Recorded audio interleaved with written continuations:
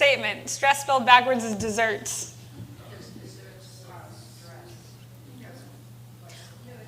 You ever have...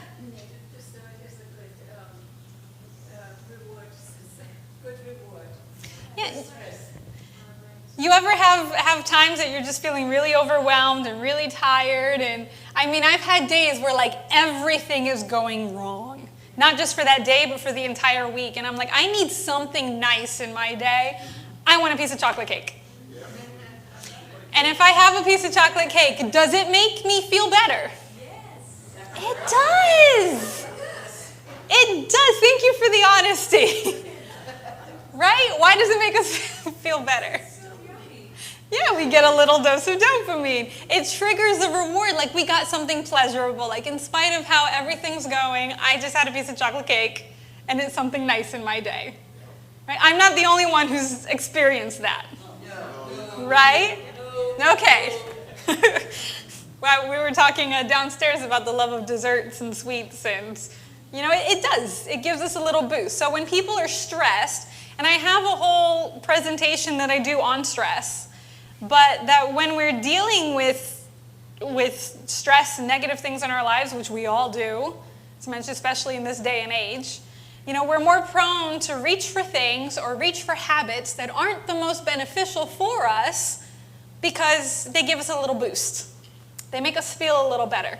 And this has to do with our brain's reward system. Excuse my voice. So the reward system of our brain, it exists to encourage the repeating of behaviors that are necessary for our survival and for our well-being, such as eating. We all just had a nice lunch, right? We're socializing with brothers and sisters. Food tastes good. It's responsible for the physical and cognitive processing of a reward. So the idea is that when I do something that's nice, I feel good about it, and then I'm more likely to do it again. And we'll get to that in a moment. But we come here to church, we stayed for lunch, we had a nice lunch, we had good company, you enjoy it. Next Sabbath, I assume most of you are going to stay for lunch. Versus if you had a really negative experience, then you may not want to come back, right? But it's this thing that you feel good, you want to repeat it. At the heart of our brain's reward system is a neurotransmitter called dopamine.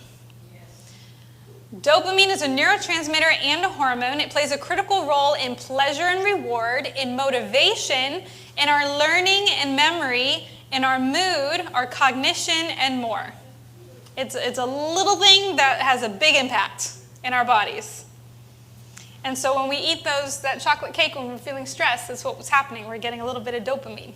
We all have it. We all love it. Hugs will give it too. Pardon? Hugs. Hugs, yes. And the other thing is smiles and singing. Yes. You're jumping ahead of me a little bit, but yes. Especially praising the Lord. Oh, absolutely. Yes, we're going to get into that a little later. But this is a diagram of the brain. You see that there's like a little kind of yellowish circle there in the middle. That's we call it the VTA, the ventral tegmental area. That's an area of our brain that produces dopamine. And we won't go into all the different parts there, but you see the black arrows and how it spreads throughout the brain. So the dopamine is produced, and then it goes to these different areas of the brain, which I'll show you in a moment, that impact our behaviors going forward. So simply explained, our reward system broken into steps. So step 1, we engage in rewarding activity. And whatever that activity is, it could be we were singing songs and praising the Lord. It could be we just had a nice potluck. It could be the piece of cake, that I mentioned earlier. What else would be something you would consider rewarding? Fruit? Yeah, could it be going for a walk? Could it be spending time with your family? Things that you enjoy. Maybe you have a hobby. So you engage in activity that you feel is rewarding. Your brain detects that you just experienced a positive event, and it activates the ventral tegmental area, the VTA, and that area releases dopamine. Dopamine travels to the different areas of the brain, and you feel good. Some of the key areas that are affected by dopamine is the nucleus accumbens. This is the reward center. I have here, I'll go to the next slide.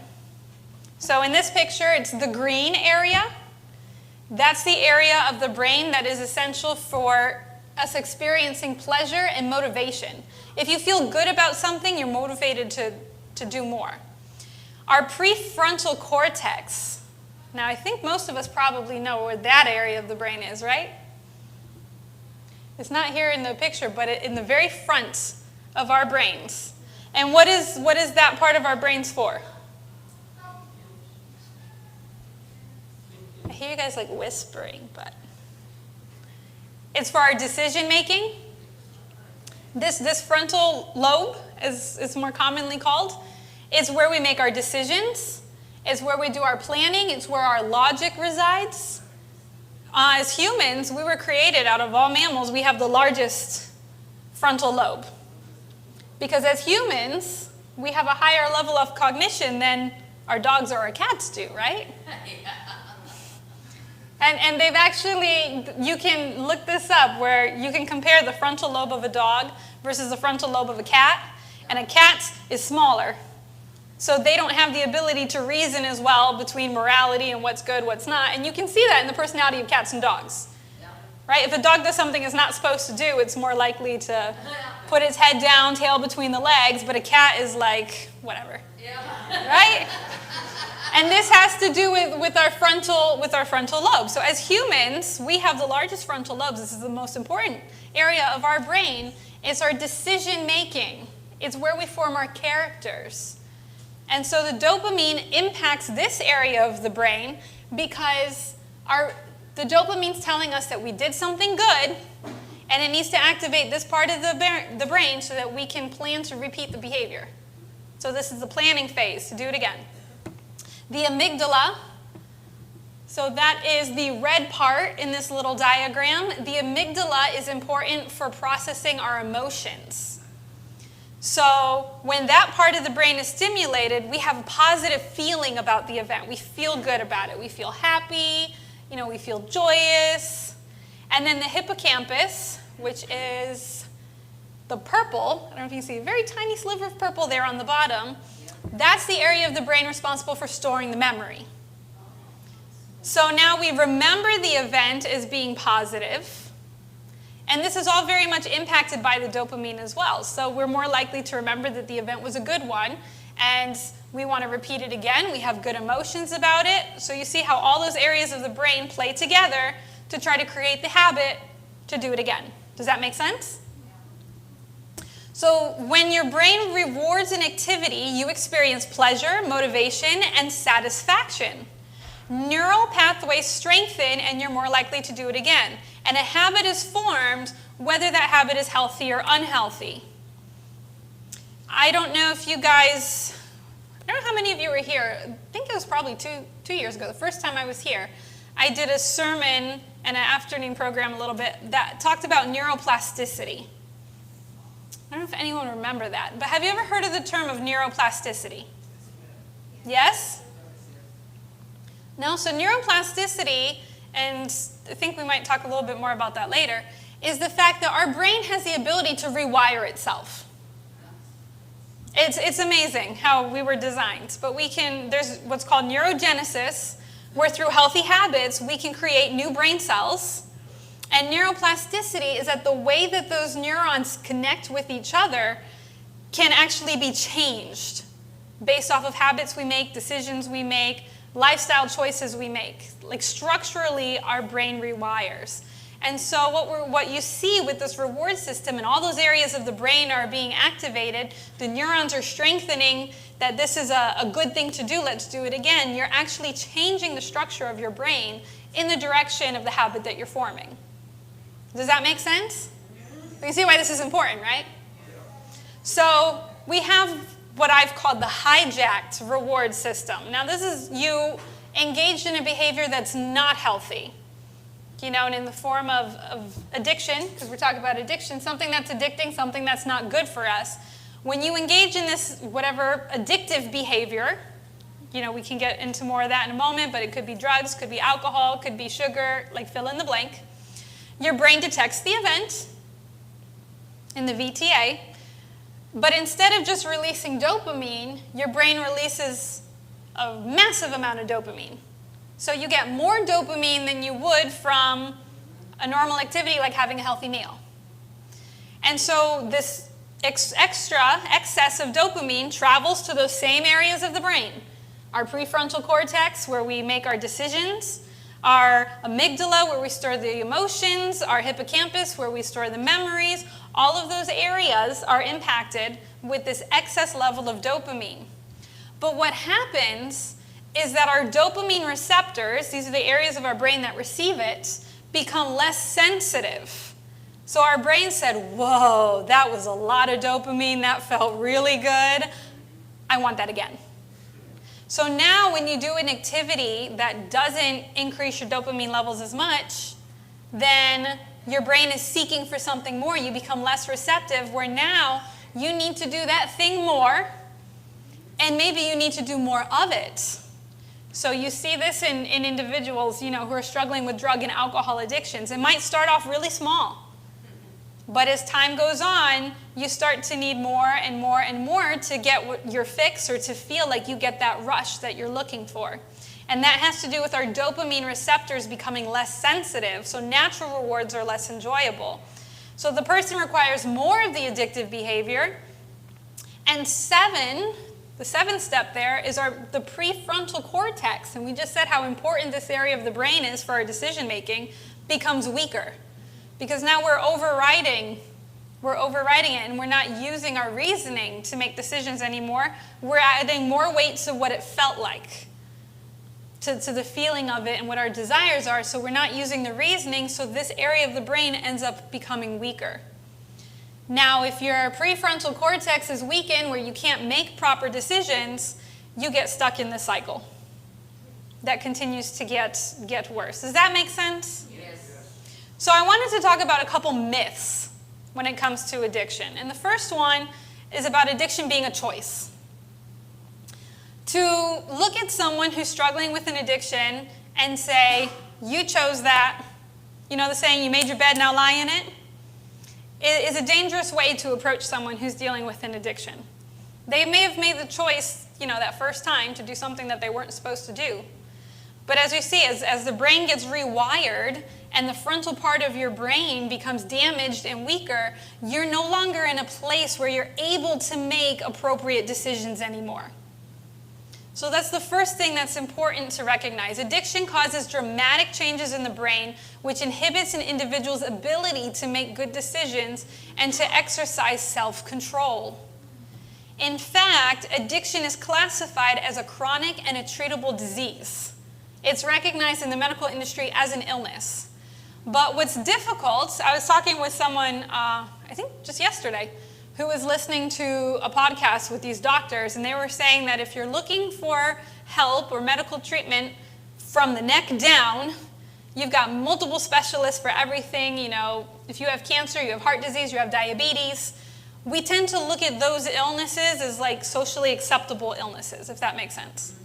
But when someone's struggling with addiction, when they're struggling with anxiety, when they're struggling with depression, then there's more of the stigma where individuals feel like, I can't, some of them feel like they can't get the help that they need. So the first part is to realize that, like we were talking in the sermon this morning, to view everyone with love and compassion, to recognize that they're sick and they need treatment and they need help. The difficult part is that they have to be cooperative in wanting the treatment and the help. That's what makes it tricky. But that's our first myth. Our second myth is addiction only affects a certain class of individuals. So maybe it's just individuals who are uneducated. Maybe it's low income. Maybe it's, the town, the society that you grew up in. But that's not true. It can affect everybody. It says, due to the nature of the reward pathway, addiction can affect anyone regardless of socioeconomic status. So we all have this reward pathway in our brain. We all want to feel good, right? That's fair. We all want to have good days. We all want to feel good. And so we all have this reward pathway, and we all could fall victims to some sort of addiction. I have here a list of risk factors for developing addiction. This is not an exhaustive list. Top of the list is adverse childhood experiences. Did you deal with abuse? Did you deal with neglect? Did you deal with difficulties in your upbringing? Whatever you dealt with as a child has a lasting impact on you as an adult. And we'll talk more about like therapy later, but it's important to be able to recognize and make correlations so that you can get healing and move past certain things. I gave the example of my cousin who died from a drug overdose. He came from a family where his father walked out on them on a young age, and he felt rejected, he felt abandoned, his father didn't want a relationship with him. That does a lot of damage to a child, and he never did get over that. And so he went seeking for comforts in places that were unhealthy. Mental health conditions. If someone's depressed, if they're anxious, or you have another mental health disorder, you are more likely to develop an addiction.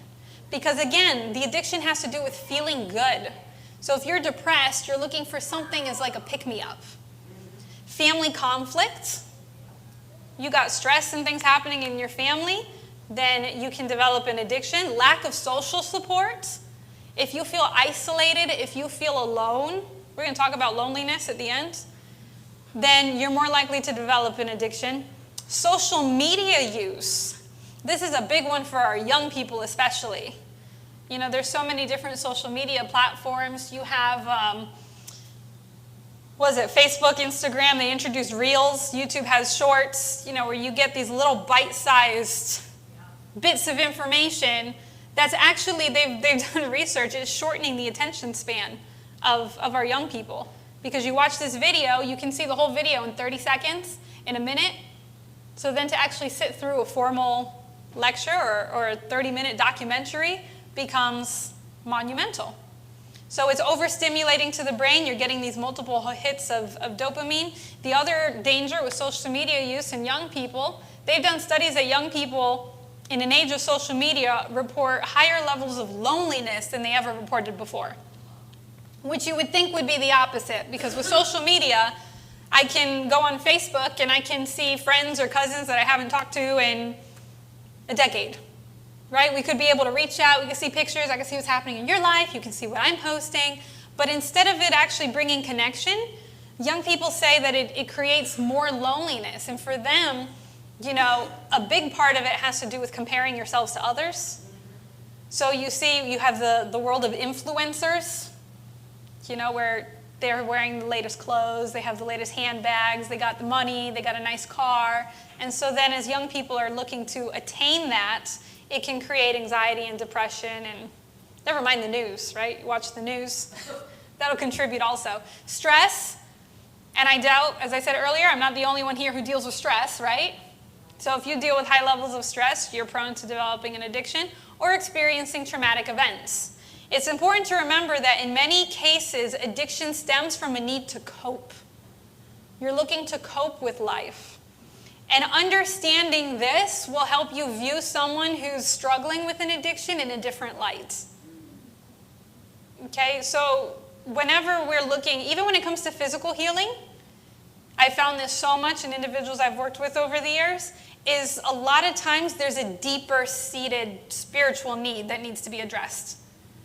And I always advocate that health is more than our physical bodies. We're made physical. We need our physical health, our mental health, our social health, our spiritual health. If any one of those areas, even financial health, if any one of those areas is lacking, then the person's not well. Myth number 3, addiction only involves hard drugs and alcohol. Okay? That's something that I've worked with individuals who think, well, I don't do drugs, I don't do alcohol, I don't struggle with addictions, but they're addicted to other things. Anything that overwhelms the reward circuit of the brain can be addicting. Because remember, it has to do with the dopamine and the feeling good. Here, again, non-exhaustive, but here's a list of things that might include. You have drugs and alcohol, smoking, gambling, that's a popular addiction. We recently had a case in Connecticut with a funeral home director who got in trouble. He was taking money from prepaid funerals and gambling it, and then trying to go back and charge families again, because he lost their money. So gambling is a serious addiction. You could be addicted to sex or pornography, shopping. I actually have a friend who struggles with a lot of physical health issues, who struggles with depression. She developed a shopping addiction. Because if you're someone who likes to shop, it feels good to buy something. Right?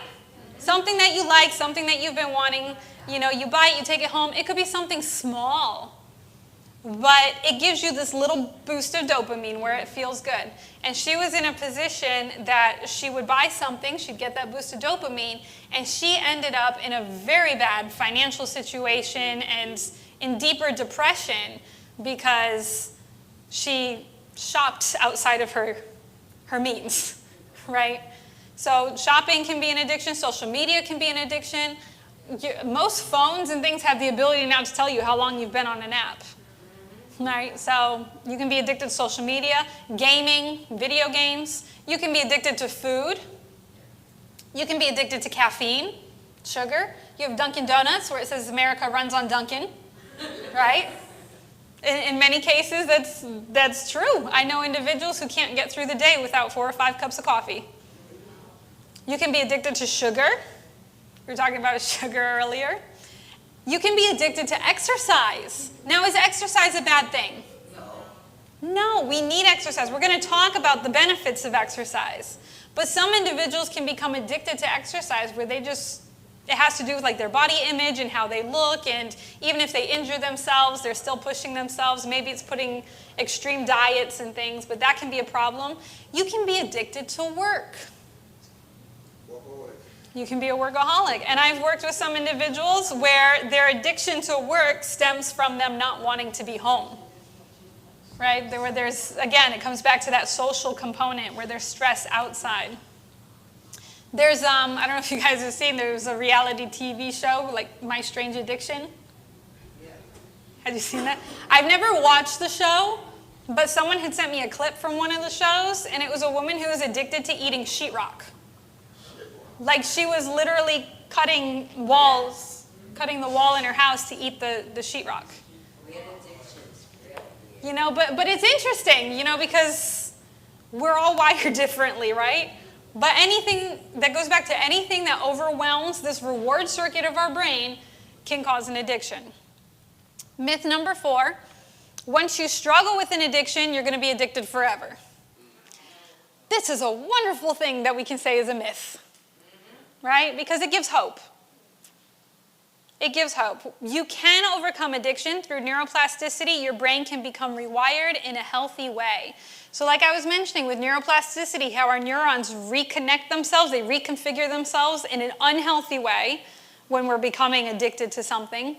We can rewire it in healthier ways through our lifestyle and through making healthier choices as well. And that's good news. That's good news. It takes work, it takes time, but it is doable. So going to the next section on overcoming addiction. We're going to talk about some lifestyle habits, focusing on this aspect of dopamine and how we're looking for little dopamine hits, on how through natural living we can protect ourselves against addiction and to regulate our reward pathway of our brains. And then we'll talk a little bit more about harder addictions at the end. But I wanted to start off with this gentleman, Bruce Alexander. He was a scientist who had his probably most well-known experiment, you see in the little picture on the side, that is called Rat Park. Have you ever heard of the experiment of Rat Park? Yes? So what he did, yes, I'll tell you.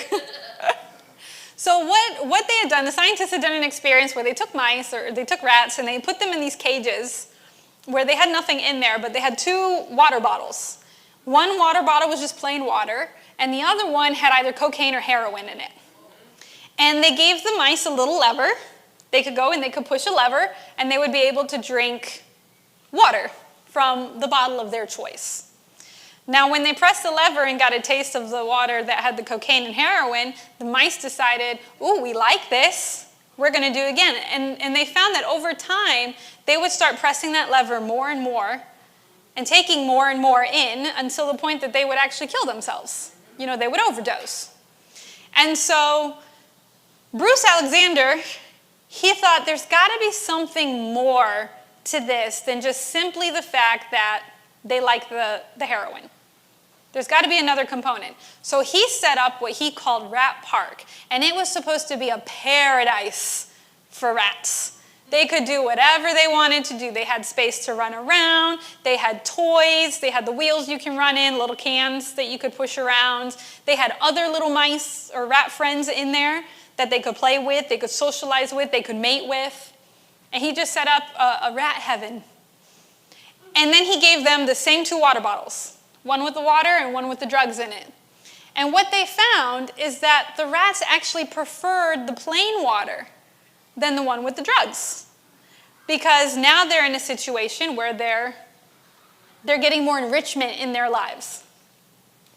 And they found that even if a rat did go and drink from the water bottle that had the drugs in it, it wouldn't do enough where it was overdoing and coming back or to the point of overdosing. It would be like, they had gotten a taste and were like, oh no, wrong one. But they were enjoying themselves. Now this is a quote from Psychiatric Times by Lloyd Sederer.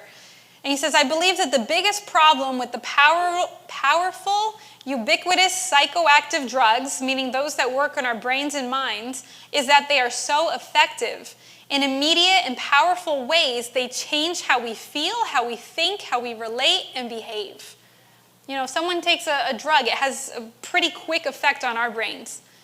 They transport us away from loneliness and isolation. That is why we use them.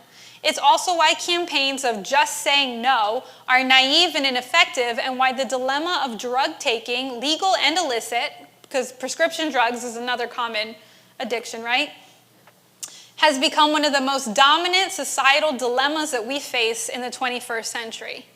So we've all heard the Just Say No campaigns. Right? There used to be, someone gave me a hat, like a baseball cap as a teenager that said just say no on it or something. Like that was very big. But what he's saying here is that to tell our young people to just say no isn't enough. We need to work with our young people to make sure that they're getting enrichment in their lives. They're engaged in activities that are healthful, that are beneficial, that will give them positive rewards, that they're not isolated, that they're not lonely, and that they have the social support needed to thrive in life. That makes sense, right? Yes. And that's important for all of us, not just our young people. But this was an interesting experiment that was done to kind of illustrate that fact. So this comes to what are some natural hits of dopamine? This is where I said my sister here is jumping ahead of me a little bit. Exercise is going to give you a natural hit of dopamine. We're going to talk about that briefly. Socializing. Doesn't it feel good to talk to a friend, to hang out with a friend, to spend time together, whether it's over dinner or outside doing an activity? Listening to music. I love music. I love to listen to music. It gives you a hit of dopamine. Spending time in nature. Going for a walk, going for a hike, going for a picnic. Sitting outside in the sun. They give you natural hits of dopamine. If you try something new life experiences. Achieving a goal. When you set a goal for yourself and you reach that goal, doesn't it feel good? And then it triggers that reward system that motivates you to keep going.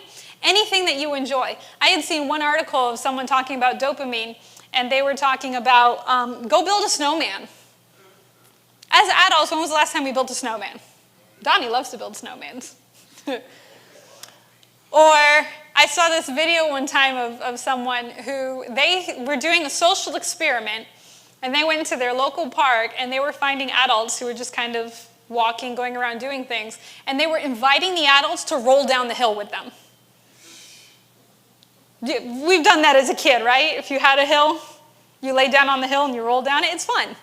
But as adults, there's nothing we would do, right? But it was interesting in this social experiment, the person doing the asking actually got a couple, a man and a woman, to agree to roll down a hill with them. And they were laughing, and they thought it was the funniest thing because they're like, we haven't done this in 20 years. But things like that gives a hit of dopamine. Now that's, I'm not telling you all to run outside and go rolling down hills. Laughter is a good medicine, absolutely. but it gives us these little boosts in our brain that makes us feel good. So it could be anything simple like that you enjoy. A hobby that you have. Maybe you like to bake. Maybe you like to do knitting and crocheting. Maybe you like photography. Whatever it is that gives you peace and makes you feel good, that's healthy like that, is a good way to get natural dopamine. So going for some of the lifestyle things. We have our 8 laws of health, right?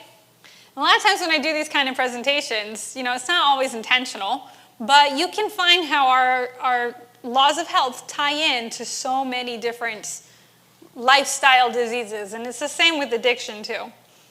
So if we talk about exercise, I said we were going to come back to that. Exercise releases neurotransmitters, including dopamine, that make you feel good about exercising.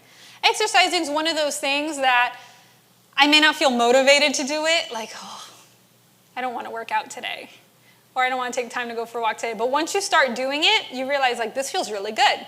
And the more you do it, the easier it becomes because you're creating the habit. You're releasing all those happy hormones in your brain that make you feel good about what you're doing. And again, you're triggering this reward system that's helping you plan to repeat the behavior in the future and storing good memories about it. In addition to producing dopamine, exercise lowers stress hormones such as cortisol and epinephrine. You saw on our list of things that can make you prone to an addiction, stress was one of them.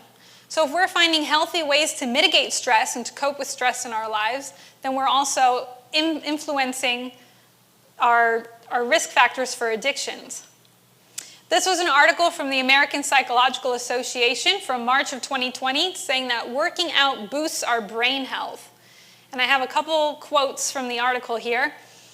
The first one says, biologically, exercise seems to give the body a chance to practice dealing with stress. And like I said, we all deal with stress.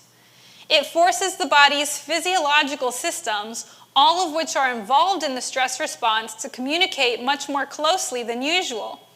The cardiovascular system communicates with the renal or the kidney system, which communicates with our muscle system. And all of these are controlled by the central and sympathetic nervous systems, which also must communicate with each other. This workout of the body's communication system may be the true value of exercise. The more sedentary we get, the less efficient our bodies are in responding to stress. So we can actually teach our bodies to communicate with the different systems better and to cope with stress better by exercising. In my presentation that I have on stress, I have a picture of a bear, and I added a picture of a spider too, because a lot of people are afraid of spiders.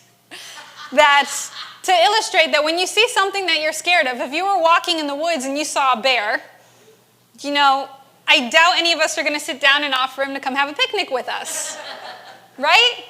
So what happens is the fight or flight responses of our body gets activated, and it affects all of our systems. So our blood pressure goes up,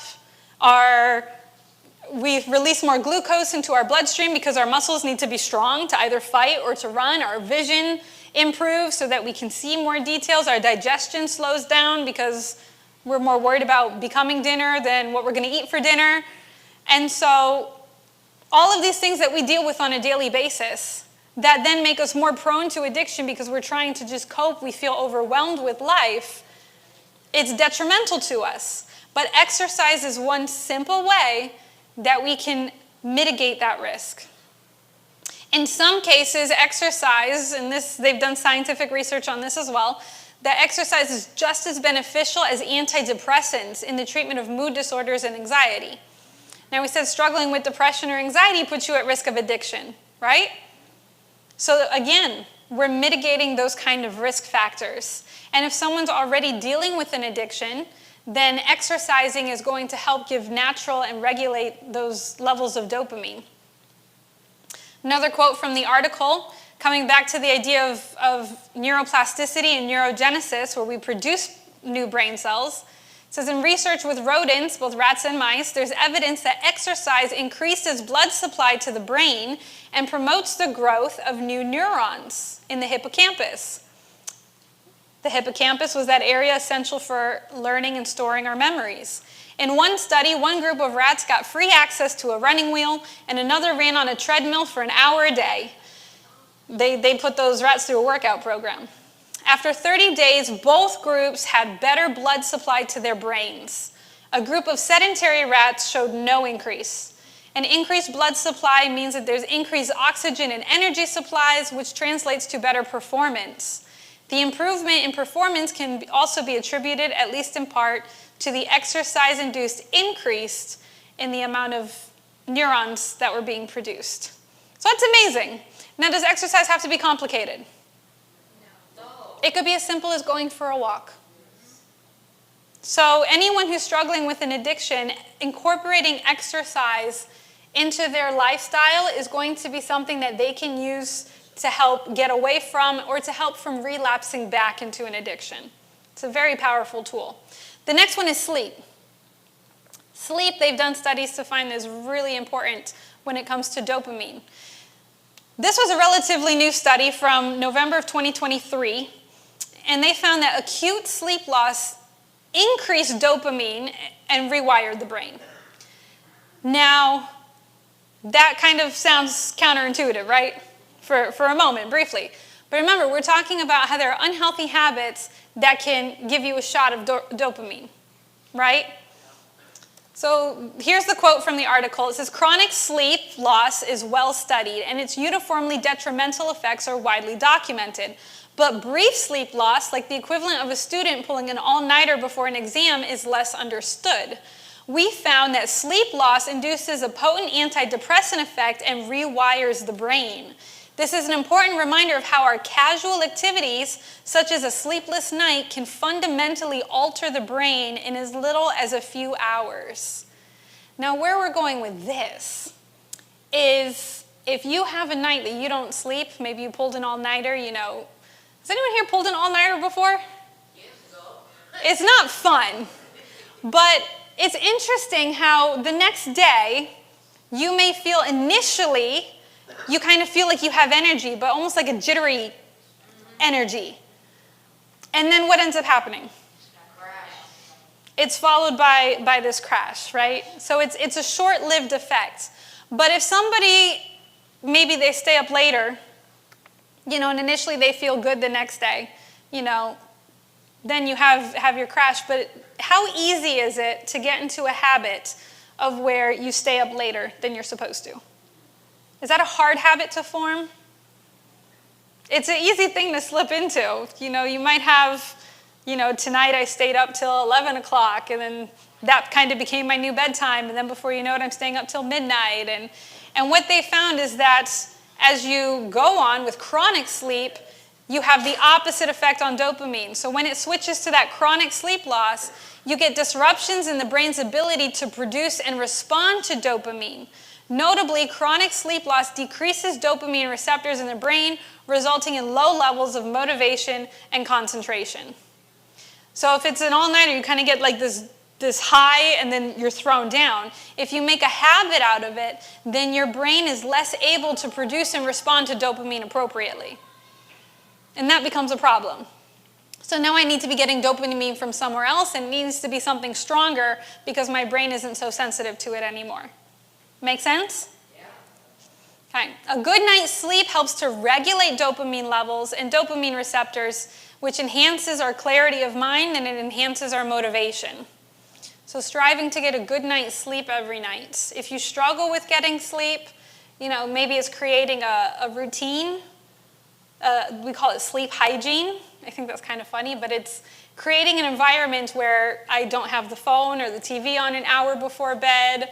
I maybe took a warm bath or a hot shower, had a cup of tea. There's sleepy herbs that you can take, but helps to relax you and lets your brain know that it's time for bed. And sometimes that helps you sleep better through the night. Now, the next one that they showed was good for increasing dopamine. I'm not sure how many of you will like it. I thought this was interesting. Cold water therapy. Any of you familiar with hydrotherapy or cold water therapy? We hear like the cold plunges, right? Where like people run and they jump in a frozen lake. Does it give you dopamine if you do this? It does. So here's an article. This was a study. This was from January of 2023. And they were looking at short-term head-out, whole-body cold water immersion. and how it facilitates the positive affect, so that's your mood, and increases the interaction between your brain networks. And this is a quote from the article. It says, an emerging body of evidence indicates that regular swimming in cold water reduces fatigue, it lessens depressive symptoms, and improves general well-being. Pretty good, huh? Moreover, some studies reported that the immediate effects of cold water therapy on elevating mood and increasing a positive emotional state. The therapeutic benefits of cold water may be gained even from a single exposure. In a study by Kelly and Bird, participants were immersed in chest-deep open water. Following a single immersion, participants reported less negative mood disturbances and showed significantly increased vigor and esteem-related effects, with effect sizes ranging from medium to large. So just from 5 minutes dunk in the cold water, they were like, I'm energized, I can take on the world, I feel good. They didn't feel depressed, their mood improved. Now, I don't know about you guys. First of all, I don't have an outdoor ice tub at my house that I'm just going to go sit in for 5 minutes every day. But what would be an equivalent to cold water therapy that we could each do at home? A cold shower. Now, just as a side note, as we're going into wintertime and cold and flu season, if you end your daily shower on cold water, you're going to boost your immune system as well, so that you're less likely to get sick. And it doesn't have to be an extended thing, but just ending on 30 seconds. And I found, and I've experienced, that when you do a cold shower, it does give energy. It does make you feel good. So if you're someone who's struggling with your mood or being depressed or being anxious, or you feel really sluggish, maybe try incorporating some cold into your showers in the morning, even if it's just 30 seconds, a minute at the end. So you get the physical benefit of improved health. You're not going to get sick in cold and flu season. And you've increased your mood, and you've increased your motivation. At a biochemical level, so they're trying to understand, why does this work? Whole body exposure to cold triggers a release of neurotransmitters such as serotonin, cortisol, dopamine, norepinephrine, and beta endorphins, which play a crucial role in emotion regulation, stress regulation, and our reward processing. Deficits in these neurotransmitters have been reported as critical factors in developing psychiatric disorders such as depression, anxiety, and emotional disturbances. So that's a simple habit that can make a big difference when dealing with stress, and actually triggers dopamine in the brain. Thank you. Interesting, right? Yeah, thank you. So the other thing, when we talk about serotonin, we're going to branch into sunshine. Exposure to sunlight also will stimulate the production of dopamine, as well as increasing dopamine receptors in the brain. Sunshine will also increase your cognitive functioning. So again, going into wintertime, here in New England, we get less amounts of sun. So then people struggle with what's called seasonal affective disorder, which... And this is something that I do tell individuals is one of the important nutrients that we need to produce dopamine in our brain is vitamin D. If you live north of the Mason-Dixon line, which we do, right? We're not Southerners, then you should be taking a vitamin D supplement, because most likely you're deficient. Your doctor can give you a blood test that will actually test your vitamin D levels, and then you can know exactly what you're working with. But most likely we're deficient in vitamin D, because we don't have the ability. Even if the sun is out, it's 20 degrees outside, and how many of us want to sit out sunbathing when it's 20 degrees outside, right? So it's good to take a vitamin D supplement. But even though it's cold, it is still good. Bundle up and go outside. Get a walk in. Walking in the cold, you're getting exercise, cold therapy, and sunlight. So you can knock 3 out all at once by going for a walk in the wintertime. Okay, so don't let the cold scare you away. Timing of sun exposure is important. Early morning sun exposure helps to regulate our circadian rhythms, which ensures that dopamine and serotonin levels are high during the day, while melatonin levels can increase at night. This is another thing if you have trouble sleeping at night, by getting sunshine and exercise during the day helps to regulate our internal clocks. Because God made us fearfully and wonderfully, did he not? And we have these little clocks inside of us that know how to keep routines. So that's why it's important. You go to bed at the same time every day, you eat at the same times, and if you do that, your body will run more efficiently because it knows what to expect. One thing that's helpful here, where we don't get a lot of sun, is you can actually buy sun lamps. And you can do some research, you can look up online. If you need me to send you some recommendations, you can let me know. But having a sun lamp is helpful in that it kind of lets your brain know that there's light, right? I used to get when my grandfather was struggling with seasonal affective disorder, I got a sun lamp for him in the living room. And every morning, 20, 30 minutes when he's having his devotions, the light was in the corner, and it made a big difference. So that's another way, if you do struggle with seasonal affective disorder, it can be helpful, as well as taking a vitamin D supplement. But even if it's just going out in the morning, you wake up in the morning, you're having your breakfast, you go step outside, let the sun hit your face for a bit, let it hit your eyes. It helps to set the clocks in your body, so that way we're on a schedule of dopamine and serotonin and melatonin.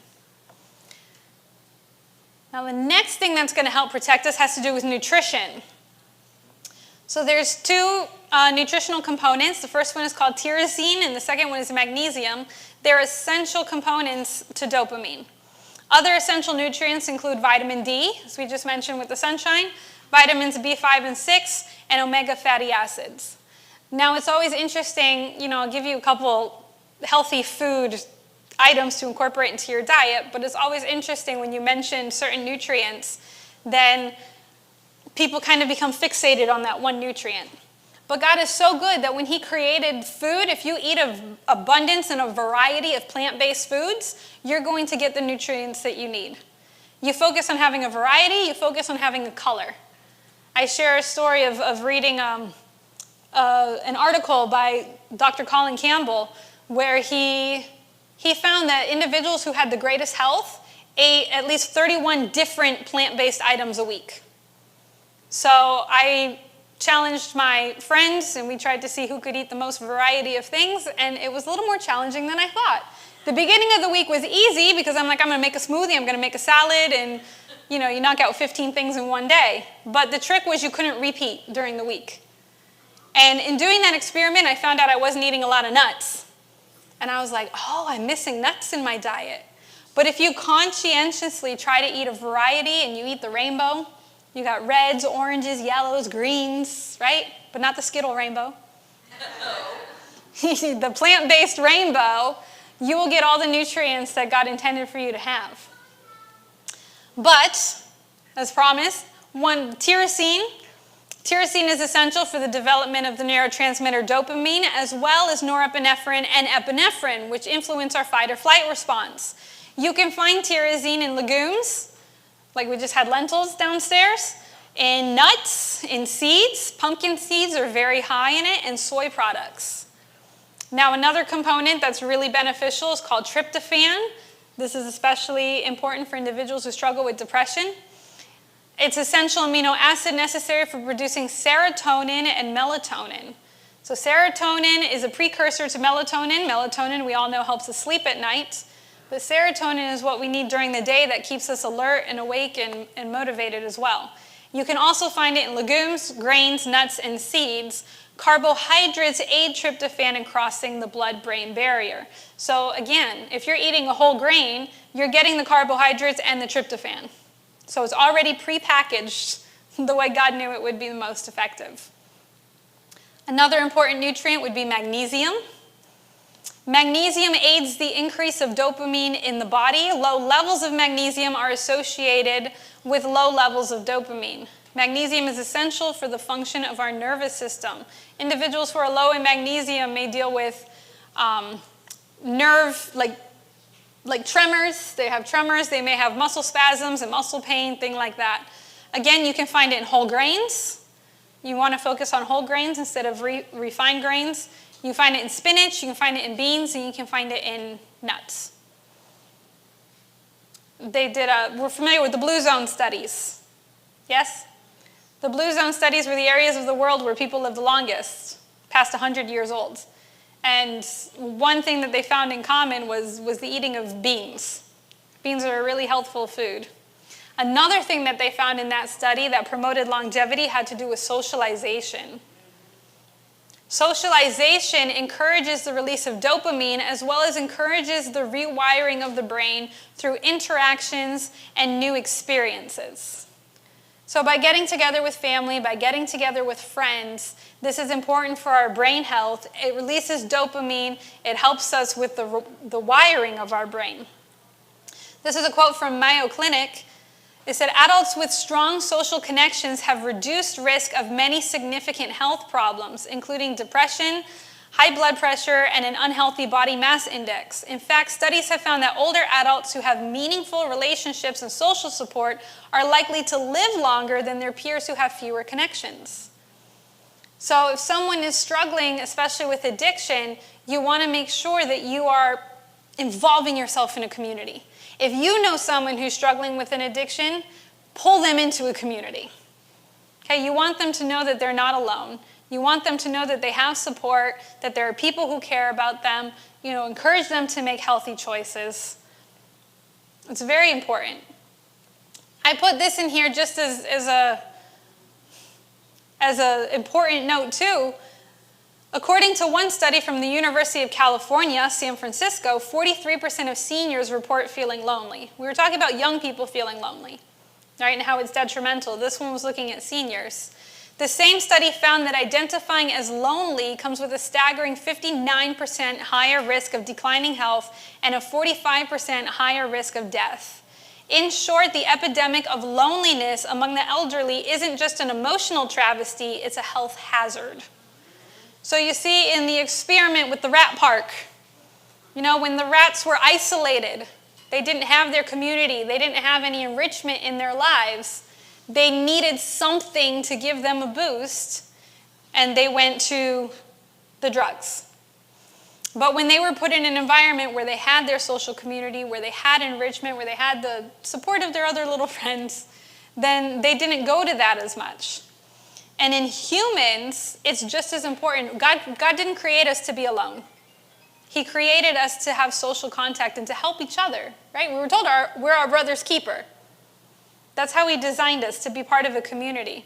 Now, another important aspect when it comes to social, so now kind of going more to someone who's specifically dealing with drugs and alcohol, is it's important to realize that if you know someone who's struggling with those kind of serious addictions, and again, it doesn't even have to be that. It could be someone who's struggling with a shopping addiction even.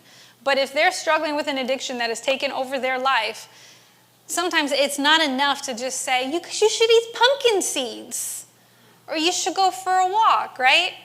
There's got to be a greater level of intervention, a greater level of support. Last night, I looked up on my computer, I just looked up rehab or therapy places in the Framingham area, and a whole list came up of places where individuals can get help. So you had behavioral health, addiction and mental health treatment centers. There's one on Pleasant Street. I'm not familiar with the area, but I just put this here as an example that as a church, we should know what resources we have in our area. We should be a resource to provide community, to provide social support, to provide spiritual support, but we should know what other resources are available in our area that we can refer individuals to who are struggling with addictions. Because we can't be naive enough to think that we're professional enough to deal with it, right? So you want to encourage individuals to seek therapy, to seek treatment. In some cases, in the case of my cousin, where he was able, before his death, he was clean for 3 years. In order for him to get to that point, it was a multifaceted approach. The first step was he needed to be pulled out of the environment he was in, because the social circles that he was choosing weren't good for him. right? They were other individuals who were struggling with addiction and they were buying and selling amongst each other, and he had to be removed from that area, and he went to rehab.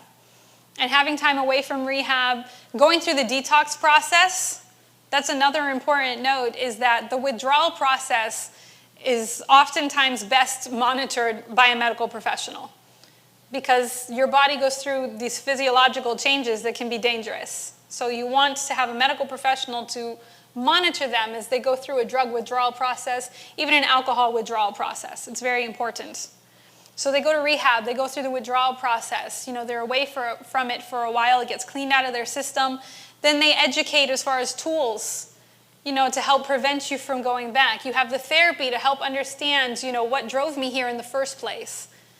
What can I do to prevent from ending up back here again?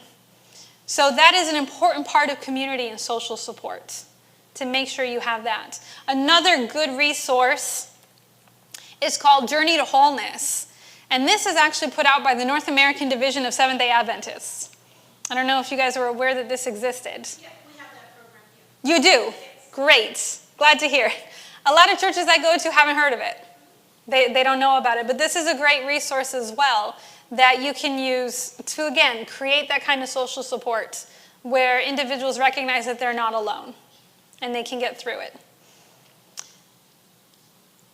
Another important thing, there was an article here from Stanford Magazine that talks about meditating and how levels of dopamine, the neurotransmitter of pleasure, of serotonin, that's our neurotransmitter of happiness, and GABA, the neurotransmitter of calmness, all rise in response to meditation.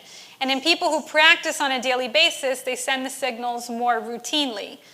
Now, meditation in this study was described as the quiet, you're not talking, you're not engaging, you're quiet, you're listening, you're tuned in. When it comes to our prayer life, they've documented many studies that talk about the benefits that prayer has on our brains and has on our minds. But when we pray, and we'll get into religion, in a moment, I'm wrapping up here. How often do we take time in our prayer life to actually be quiet and to listen to what God has to say back to us? Sometimes we do all the talking. But to be silent, to be reflective. Isaiah talks about God sitting on his throne and his train filling the temple. Right? Sometimes I contemplate on that even before I begin to pray, to mentally put myself into God's presence. Doing that will help you with your serotonin and your dopamine as well. You feel the fulfillment of being in God's presence. When it comes to being religious and being in church, they did studies that showed that religious participation enhances the general health and well-being of individuals in 4 ways. First, religion provides individuals with better support systems and social circles which help to combat isolation and feelings of depression or loneliness. The church in and of itself is meant to be a resource and a tool to help our communities, if we're functioning the way that God designed us to, right? With love and with compassion, with acceptance, where we're looking to help our communities around us. Isn't it so nice when you're struggling to know that you have a brother or sister in the church that you can call up who's going to pray with you, who's going to support you? People who are struggling with addictions need that. Religion also provides individuals with a greater sense of coherence and order in their lives, which promotes psychological and physical health. So when the world is falling apart, we have the assurance that our God is still in control. And therefore, we can have a peace in spite of our circumstances. So that is the second benefit. Thirdly, religious belief brings an individual into contact with the divine, thereby promoting feelings of self-worth and self-efficacy, while accepting love from God mitigates negative emotions such as guilt and shame. So to realize that God loves me is transforming. And especially, like I gave the example of my cousin who was missing the love of his father. To understand that we have a heavenly Father who does love us and will never fail us. That could be transforming for a young person's life. For individuals who are driven to harmful behaviors because they're dealing with guilt or with shame. Guilt is when I've done something that I know is wrong. Shame is when something was done to me that was wrong. And a lot of individuals end up into the cycle of addiction because they don't know how to move past that. But knowing that God loves me in spite of that is liberating. Lastly, religious adherence often promotes a healthy personal lifestyle, especially true for Seventh-day Adventists, by discouraging substance abuse, risky sexual activity, and in some cases even promotes proper nutrition and dietary habits. So being part of and advocating for all these little health principles that improve your life is an important tool as well. I want to end with this Bible verse. This is Psalms 40, verses 1 through 3. It says, I waited patiently for the Lord, and he turned to me and heard my cry. He lifted me out of the slimy pit, out of the mud and the mire. He set my feet on a rock, and he gave me a firm place to stand. He put a new song in my mouth, a hymn of praise to our God. Many will see and fear the Lord and put their trust in him. Amen. God doesn't want to leave us wherever we may be. So if you're someone who struggles with addiction to something, know that God is there with his hand wanting to pull you out. Reach out for resources. If you know someone who's struggling with addiction, continue to pray for them and trust that God will work in their life as well. Now, I wanted to make a note that another really beneficial thing that you can do as a community is to recognize, especially if you have loved ones who deal with addictions, particularly with drugs, is to recognize the warning signs of an overdose. So what would be some of the warning signs of an overdose? Do you guys know? Several. I know several. It could be just the eyes, nodding. You gotta watch the color of their skin, all that. Their breathing, especially. Their walking ability. So anything, if you notice that there's a change in their affects, maybe they're not as alert. Maybe they're dozing off and you're trying to wake them and they're not waking up. It's a red flag. You notice, like you said, their breathing. Has their breathing changed? Are they snoring? Are they gurgling? Is there something going on with their breathing? Is their skin changing color? Is it becoming bluish? It shows that there's a lack of oxygenation in the blood. So if you have a loved one or know someone who struggles with that, recognize those signs. And I know that there's a lot of campaigns advocating for the carrying of Narcan that you can use, you can administer, and you can save somebody's life. So that's a good thing to know as well. But this time that we've had here obviously just is almost superficial, right? It just scratches the surface. We could go in. So many people struggle with addictions. I could put statistics up here. If you look at just drugs and alcohol, if you broaden that to include gambling and pornography and shopping addictions, like I said, all of us are prone to it. But God has given all of us tools to protect ourselves and that we can teach others to help protect them as well. But I will open now if anyone, I think we have a few minutes. What time was I supposed to be done at? We have some minutes for questions. Okay, a few minutes for questions and answers. I find socializing with the church, but that's not always easy because there are so many people that I don't know, and it gets loud if you were downstairs. You